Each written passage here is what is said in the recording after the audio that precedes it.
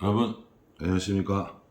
1월 8일 주일 넘치는 우리 교회 매일 묵상을 시작하도록 하겠습니다. 오늘 이제 주일입니다. 잠시 후 여러분들 만나서 또 예배 드릴 텐데 기쁘고 또 감사한 주일이 되기를 바랍니다.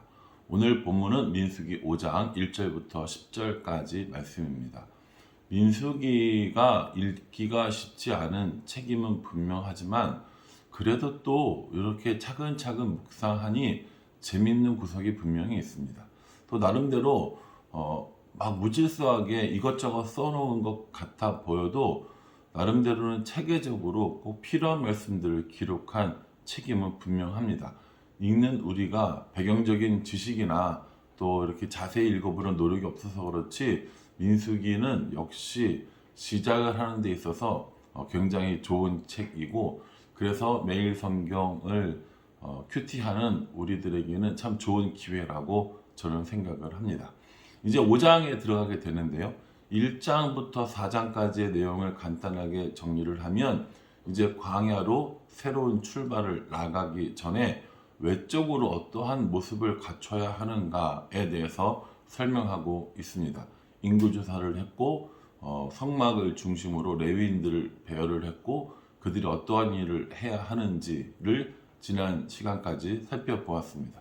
오늘부터 나오는 이 5장과 6장에는 그러면 이스라엘 백성들이 외적인 모습이 아니라 내적으로 건강한 공동체를 만들기 위해서 어떻게 해야 하는가에 대해서 우리에게 설명을 해주고 있습니다. 되게 중요한 건 이 내적인 공동체를 만드는 일에 가장 핵심적인 것은 제사장이라는 겁니다. 제사장이 어떠한 그 죄를 정리하는 것부터, 그리고 마지막에 6장 마지막에 그 백성들을 축복하는 일까지 제사장이 중심이 되었다라는 겁니다. 이 얘기인 즉슨 하나님께서 이 이스라엘 백성들을 친히 다스리는 것이고 또 제사장이 그 업무를 맡았다는 것을 의미합니다. 그러니 제사장에게는 더 많은 선결을 요구하고 더 많은 깨끗함을 요구하는 것들을 볼 수 있습니다. 이런 말씀들을 보면서 우리가 생각할 때 제사장은 목사님이고 목사님이 우리의 신앙의 어떤 중심, 이렇게 생각하는 경우들이 종종 있는데 저는 그렇게 생각하지 않으셨으면 좋겠습니다. 전에도 말씀드렸지만 우리는 다 하나님께 부름받은 제사장입니다. 하나님 앞에 직접 나아갈 수 있는 사람들이죠. 예전에는 이 이스라엘 시대에는 하나님 앞에 직접 나아갈 수가 없었기 때문에 제사장을 통해서 나갔지만 이제 예수 그리스도로 깨끗함 받은 우리들은 하나님 앞에 직접 나아갈 수 있는 그런 담대함을 얻었고, 그래서 우리를 거룩한 제사장이라고 부른다라고 그때 설명 한번 드렸습니다. 그러니 이건 목사님 저에게만 해당되는 게 아니고 사역하는 목회자들에게만 해당되는 것이 아니라 나에게, 또 우리 모두에게 주시는 말씀이라고 생각하고 묵상하시면 더 도움이 될 거라고 생각을 합니다. 오늘 1절부터 4절까지 나오는 이 말씀은 외적으로 부정한 사람들에 관련된 이야기입니다. 이 부정이라는 단어를 굳이 사용하는 이유는 뭐냐면 하나님의 거룩에 반대되는 개념이기 때문입니다. 하나님께서는 거룩하십니다. 거룩하다는 것은 죄가 없다는 뜻이죠. 그래서 하나님의 거룩과 인간의 죄는 함께 있을 수가 없습니다. 그래서 하나님께서는 끊임없이 이스라엘 안에 거할 테니 너희 안에 거할 테니 너희는 성결하라 라고 그렇게 말씀하시는 겁니다. 이스라엘에게 주는 하나님의 모든 규정의 가장 기본은 거룩이고요. 이 거룩이라는 말을 하나님께만 사용할 수 있다면 인간에게 있어서 이 거룩이라는 말을 쓸 때는 성결이라는 말을 주로 씁니다. 그렇기 때문에 하나님께서 이스라엘에게 주는 모든 규정은 성결이라고 보시면 될 것 같고요. 그 성결하지 못한 상태를 부정이라고 보시면 됩니다. 오늘 1절부터 4절까지의 말씀은 그 몸의 외적인 모습의 부정을 이야기하고 있습니다. 어떤 것들을 이야기하고 있냐면 첫 번째는 나병을 이야기하고 있고요. 두 번째는 유출병을 이야기하고 있고 세 번째는 시체 혹은 시신을 만진 자에 대해서 이야기를 하고 있습니다. 이건 이제 외적으로 나타나는 부정한 행위들이라는 것이죠. 부정한 행위를 저질렀을 때 하나님께서 이스라엘 공동체에게 명하신 기본적인 개념은 분리와 보상입니다. 그래서 오늘 1절부터 4절까지에 나오는 이 부정한 사람들, 외적으로 부정한 사람들을 밖으로 내보내는 일들을 보여주십니다. 이것은 하나님의 무자비함을 나타내는 것이 아니라 오히려 부정을 저지른 사람들을 보호하기 위한 장치이기도 합니다. 왜냐하면 이 부정은 때로 오염을 일으키기도 합니다. 그래서 자신뿐만 아니라 주변 사람들을 부정으로 오염시키는 일이 있기 때문에 이 오염을 방지하기 위해서, 거룩한 공동체를 유지하기 위해서 하나님께서 분리시키는 겁니다. 여기 보면은 나병이 나오는데, 나병은 일반적으로 우리 개역개정 성경에서는 문둥병 혹은 한센시 병을 의미하는 나병이라는 말을 씁니다. 옛날에 우리가 지금 읽고 있는 성경이 개역개정인데 이 앞에 개역 한글에는 문둥병이라고 나왔거든요. 근데 문둥병이라는 말을 요즘에 쓰지 않기 때문에 나병이라고 했고, 현재는 한센시 병이라고 쓰고 있습니다. 우리나라에서는 예전에 소록도에서 대규모 이렇게 집단 거주 시설이 있었기 때문에 기피하는 현상이 있었지만, 이 문둥병은 전염되는 병이 아닙니다.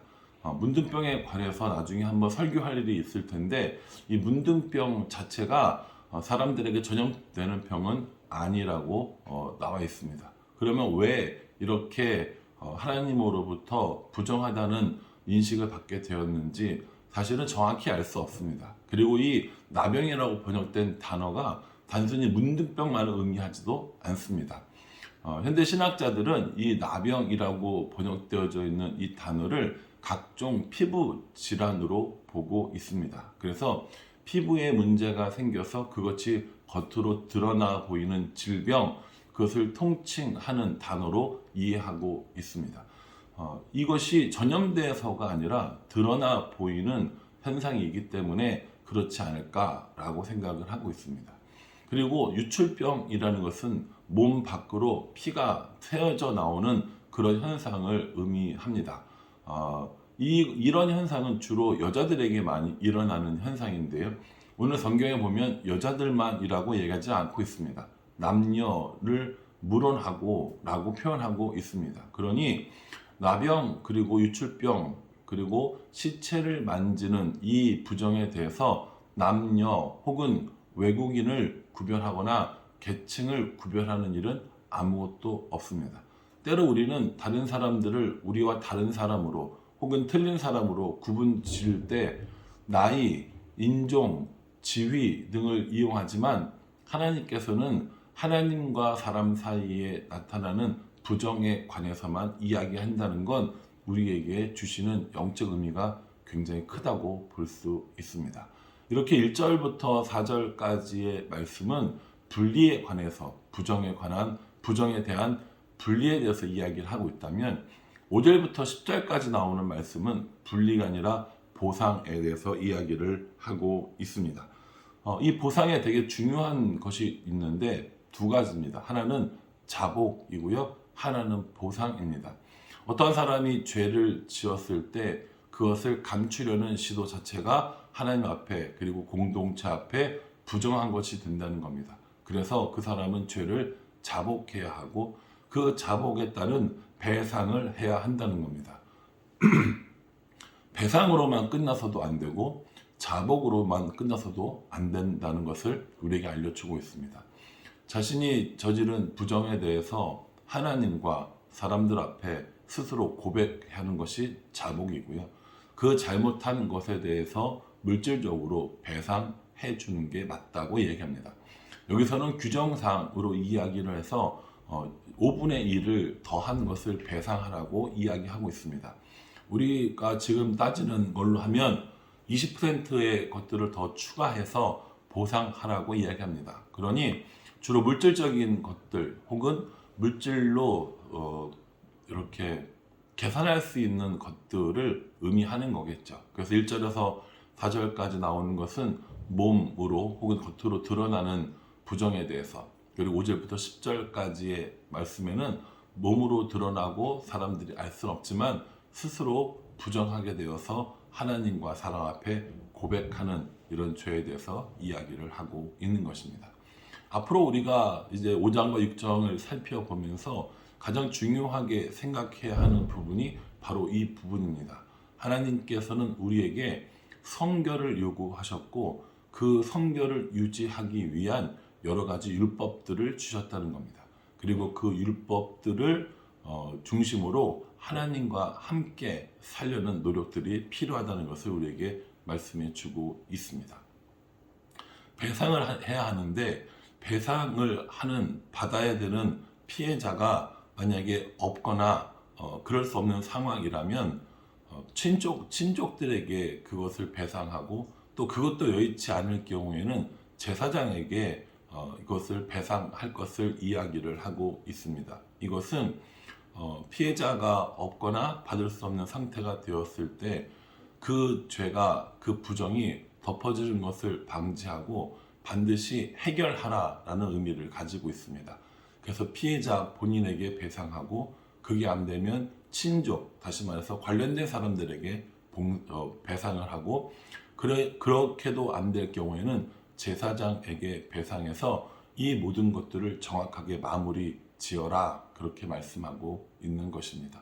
하나님께서 우리에게 이야기하시는 것은 하나님과 동거하기 위해서, 하나님과 동행하기 위해서 반드시 이 죄의 문제를 해결해야 한다는 것을 말씀하고 있습니다. 여러분과 제가 오늘 이 말씀을 묵상하면서 깊이 생각해 봐야 할 것은, 나는 하나님과 동행하는데, 하나님과 동거하는 데 있어서 방해하는 나의 죄악은 무엇인가에 대해서 한번 생각해 볼 필요가 있습니다. 오늘 주일입니다. 기쁜 마음으로 예배를 드리러 오실 텐데, 이 예배 드리러 오는 이 길에 만약에 여러분들이 예배 드리기에 마음에 찜찜한 것들이 있다면 성경은 우리에게 예배 드리러 오는 그 일을 멈추고 그 문제를 먼저 해결하라고 이야기를 하고 있습니다. 형제와 다툰 일이 있거든 그 형제에게 용서를 구하고 예배를 드리는 것이 맞다라고 말씀하고 있습니다. 다시 말해서 하나님과 우리 사이를 가로막고 있는 이 죄의 문제가 해결되지 않으면 우리가 드리는 예배는 하나님이 온전히 받으실 수 없고, 또한 우리가 하나님과 온전히 동행하는 일에 방해가 된다라는 것을 말씀하고 있습니다. 사랑하는 성도 여러분, 주일뿐만 아니라 우리들의 삶 전체에 하나님과 동행하는 데 방해되는 죄들을 제거하고 하나님과 동행하는 일에 방해되는 죄들을 분리시키고 또 그에 대한 배상을 하는 것, 그것이 하나님이 우리에게 원하시는 일이라고 분명히 말씀하고 있습니다. 오늘 예배를 드리는 일, 또 우리의 삶 가운데 하나님과 동행하는 일에 우리를 방해하는 것들을, 우리를 부정케 하는 것들이 무엇인지 살펴보고 날마다 하나님과 동행하는 삶을 살아가는 우리가 되기를 간절한 마음으로 기도합니다. 기도하겠습니다. 하나님, 죄 지은 사람들에 대한 징계의 기본 원칙을 우리에게 알려주셨습니다. 그것이 신체적인 부정이든 혹은 내면적인 죄이든 하나님께서는 우리에게 그 부정에 대해서 분리하고 보상할 것을 말씀해 주셨습니다. 하나님과 동거하기 위해서 어떻게 진을 짜고 어떻게 행군할까를 알려주셨으며, 또 율법을 통하여 건강한 공동체를 유지하기 위한 방법도 설명해 주십니다. 이 모든 것들의 가장 큰 이유는 하나님과 동행함이고 하나님과 동거함에 있다라는 것을 말씀해 주셨습니다. 하나님, 우리는 날마다 죄와 싸우며 살아갑니다. 하나님께 가까이 가기 위함이며 하나님과 동행하기 위한 노력입니다. 모자라고 부족한 우리들이지만 예수 그리스도의 보혈의 피로 덮어주셨사오니 죄 가운데 살지 않고 하나님의 은혜 가운데 살아갈 수 있도록 오늘 하루의 삶도 또 우리들의 인생의 모든 날들도 하나님께서 보호하여 주시옵소서. 오늘 주일입니다. 기쁜 마음과 감사한 마음으로 함께 예배드릴 수 있도록 인도하여 주시옵소서. 예수님의 이름으로 기도합니다. 아멘. 예, 오늘 하루 복되고 또 은혜 가운데 살아가는 그런 주일이 되기를 간절한 마음으로 기도하겠습니다. 감사합니다.